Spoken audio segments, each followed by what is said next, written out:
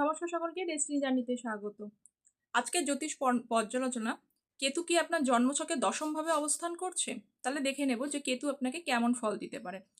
তার আগে জানতে হবে যে কেতু আপনার কোন ভাবে অবস্থান করছে, কেতুর ডিসপোজিটার কেমন আছে, কেতু স্টার লট কি আছে, এবং নবাংশ চার্টে কেতু কোন ভাবে অবস্থান করছে। যদি ভালোভাবে অবস্থান করে তাহলে কিন্তু কেতু আপনার দশমভাবে অবস্থান করলে আপনি কিন্তু ভালো ফলটি কেতুর থেকে পাবেন।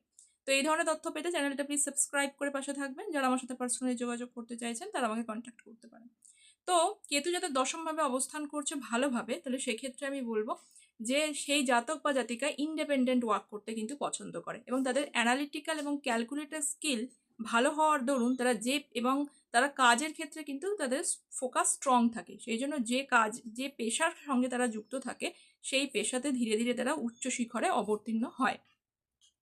কিন্তু অনেকেই দেখবেন কেতু দশমভাবে অবস্থান করছে কিন্তু জীবনে প্রচণ্ড বাধা বিঘ্ন হচ্ছে যে সম্মুখীন হতে হয়। সেক্ষেত্রে কিন্তু কেতুর এখানে অবস্থানটা দেখে নিতে হবে। তাই গ্রহে একই প্লেসমেন্ট হওয়া সত্ত্বেও কিন্তু ডিফারেন্ট রেজাল্ট দেয়। কেন দেয়?